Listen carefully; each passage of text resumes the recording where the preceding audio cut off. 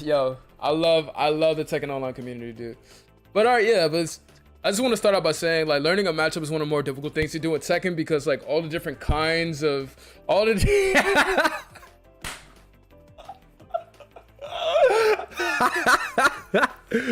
oh, Jesus Christ, dude. Jesus Christ. Anyway, learning so many different kinds of freaking, like, matchups is so crazy because, like, there's so many characters, bro. There's so many characters, so many different things to learn. You just feel like you don't have enough time in the day. You really feel like you don't have enough time in the day. So whereas, like, watching a replay can help you see what you did wrong, there's a difference between seeing what you did wrong and actually applying it. You know what I'm saying? So this is going to be going to practice mode and actually learning the matchup. And I know you can have a lot of feelings of anxiety and things like that. Like, you just don't feel like you would, like, actually learn anything, but that's just a feeling of you scrubbing. And notice how I had said scrubbing the loser out of you. So what I'm going to do is show you how I do my matchup knowledge and how I do my matchup training. And a person like myself who matches a lot, I'm gonna recommend that you practice at least for 30 minutes or an hour. If the hour seems a little bit too long, at least at the bare minimum, do 30 minutes.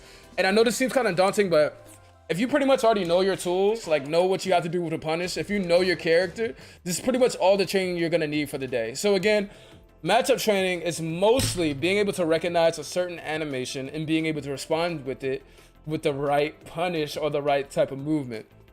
Once you're able to recognize certain animations in training, your instincts will kick in for you in the middle of the match and you'll be able to do what you need to do, which is your punish or whatever. So let's take, for example, Fahkumram's 15 frame move, the searing high switch. It's a mid-high, meaning that it can be ducked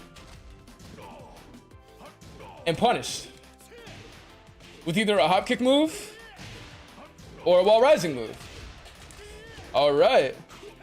Now, you want to be able to recognize the animation, see him do it over and over, and know when you see that down forward 2 coming out, you're going to get a good chance of that 3 coming out right after, and you can get this punish. And this is one of the first steps. Now, however, this another variation of this move, making this move string a 50-50 from down forward 2, you have down forward 2-1, searing elbow, which is a mid, meaning it cannot be ducked and punished. So any good player, any good Fahkumram player that's worth their salt is gonna mix it up once they realize that, okay, this dude is actually punishing me, or this other player is getting away with stuff. So notice how I'm able to duck the first thing, right? But there's no way I'm gonna be able to duck that second move. I'm gonna get mashed, I'm gonna get blown up, I'm gonna get hit every time. And there's no way I'm gonna be able to predict it. So what you wanna do in a situation to learn this matchup, to learn this 50-50 string, is take both of the animations, put them on so you have them going at the same time, and prepare yourself, figure out how can I punish both of these moves. So, and I know a lot of you guys might not have, like, the frame data and the punishment training and all that, but just take, for example, let's say we have all of this taken away. I'm gonna get rid of this for those of you who don't have this, so you know. So I know for a fact that I'm new, while you lose is gonna be how you be. I know for a fact that my 1-2, most people's 1-2 move is gonna be a 10 frame punish, and some people's their 2 jabs are usually like 11 to 12 frames. I know already that, excuse me, 11 frame jabs is a 2-1 for Miguel. And that being said, oh, look at that, I'm getting a punish. Oh, look at that, I'm getting a punish. So what can I figure out? I know that this first move, the down forward 2-3, is at least minus 11. And it actually is minus 11. It's minus 11. So that means I can do 2-1 right after to get a jab punish. Or I can do 2-1 right after to get a jab punish. I'm probably going to stick with 2-1 because that's netting me the most damage. I'm getting 27 off of that. That's pretty good. Alright, so now on to the next thing. Okay. Alright. Okay, that wasn't a punish. Okay, that wasn't a punish. You know, you want to see, you want to observe, look at the animations, And look on the side. This is why I say go to training mode, because only in training mode where you're actually going to see the words punish come up. This move is minus 13, meaning I can get a wall rising 4 that comes out at 11 frames. And this, my wall rising 1 that also comes out at 11 frames. But I'm probably going to do this so I can get in the savage stance right after. So I can do some crazy stuff. And that's what you want to do. And now you want to put on both. So you're able to, okay, punish. Okay, punish. Okay, punish. I'm able to recognize both of those things. I'm able to recognize the 50-50 setup, and I can see that I don't have to react. I don't have to duck every single time. I don't have to put myself at risk. I can just block both of the options and still get something out of it. I can still, you know, be at a good advantage. So now that we've gone away from 50-50s and figuring out what they are, let's go into more ignorant kind of moves. I like these moves because I like to call these ignorant moves or no respect moves. People will usually do this kind of move online. Either they, 1, don't respect you, or 2, just know that you're ignorant and don't know how to punish it. Now it's gonna be his back 3, 4, 2. Now this move comes out, it's pretty good. It's a really good wall ender. Gets you a nice little wall splat damage combo. And a lot of people throw it out. But what people don't realize is that they can abuse it. There's always going to be something that your opponent is going to abuse because they, again, like I said, they don't respect you. And it's just important to know what you can actually do out of this option. This move as well, minus 12. Now, there's the only time that he throws his knees up like that. Again, like I said, pay attention to the animation. Look at the animation. This is the only time he's going to do this move. Anytime I see him do this and I know that he's going to commit full, I'm going to get this minus 12. I'm going to get this 12 frame jab punish off and get my 27 damage. Let's even make it a little bit better. Let's see what happens if I just do back 4. Can I get something for back 4? No, it doesn't seem like it. Can I get something for back 4, 3? Let's see. Boom, boom. Oops, I didn't mean to finish that. Let's shot it again. Force a habit. Let's see. No. No. It doesn't seem like I can punish back 4, 3. But I'm still able to recognize the animation. So let's go back to what we were doing earlier and just make sure that we can see. Pay attention to the animation. Also, if you have headphones on or you have your TV's audio on, you can also listen out. Well, actually, hold on. Actually, scratch what I said because he doesn't scream out a certain thing every single time he does it.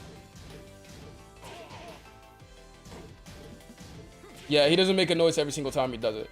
So moving on to the next thing. The next thing that we have are panic moves. Panic moves are moves that your opponent will throw out if basically they know they can get a lot of damage off of it. They can net a high combo, or they can pretty much like it's a get rich quick scheme basically. So now Thunderclap, the up forward one, Thundercloud. It's a pretty good move. Has pretty decent tracking. It's not bad. Has a really good counter hit. It has a really good low crush.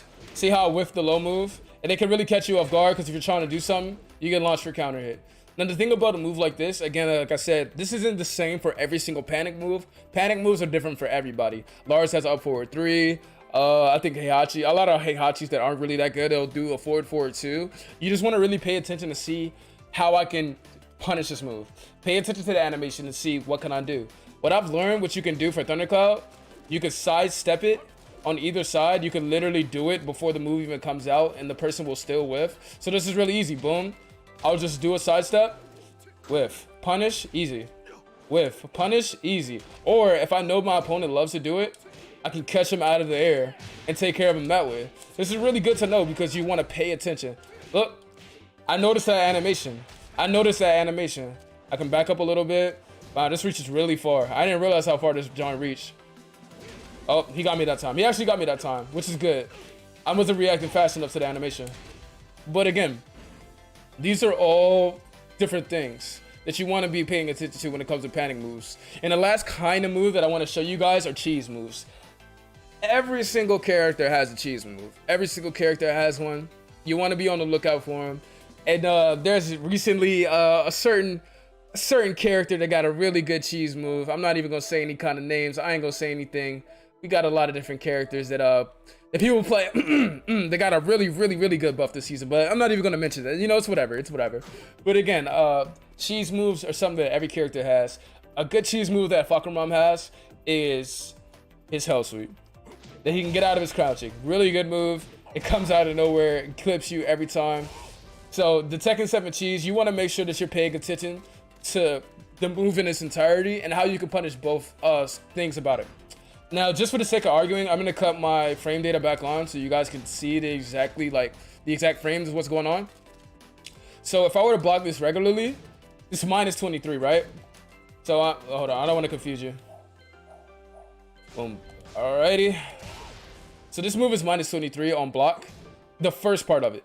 Meaning I can do a lot of different things here, right? I can do wall rising pretty much anything and get a punish. I can do my wall rising 3, wall rising 1, I can do wall rising 4, wall rising 2-2. I can do wall rising 2-4. I can do a hop kick right after this.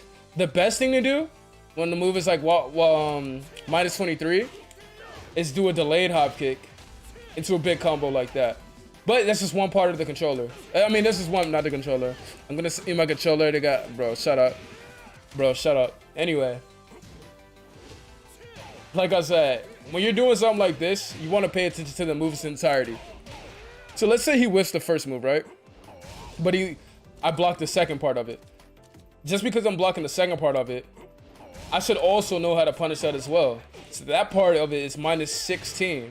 So when a move is minus 16, I can either hop kick or do my down forward 2-1 to get a max damage. Wait, hold on. To get a max, well, he whiffed right there, so that doesn't count. But again, a character will cheese, an opponent will cheese you. If they know it'll work, they will cheese you. So you want to be able to be prepared for any sort of situation that you get yourself into. And again, there's going to be 50-50 moves, ignorant moves, panic moves, and cheese moves. These are the main course of different things you're going to get when it comes to online Tekken and like learning the matchup. Again, when you learn all these different things separately, put these things just to start yourself off. Maybe do like 2 and then like move on to 3 to make sure you're actually punishing every time. Look at that. Punish. Punish. Oh. Okay, I messed up on that one. I was trying to get the delayed hop kick. Boom. Boom. Boom. Boom. And just for the sake of arguing, because I'm a pretty decent player, let's put these all on and actually observe what's gonna happen. Got that punish. Okay, then react in time. Oh, got him. Punish. I'm just trying to catch him one time. Oh, there we go. Future HSJ was gonna be how you be. Oh, I ducked right that time. See, that's a bad habit. It's a bad habit to duck, and when I know that thing has a different string. Okay? Okay? Got him. Got him.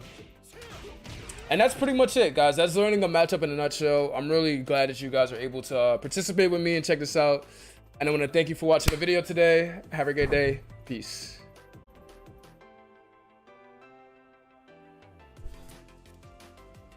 All right.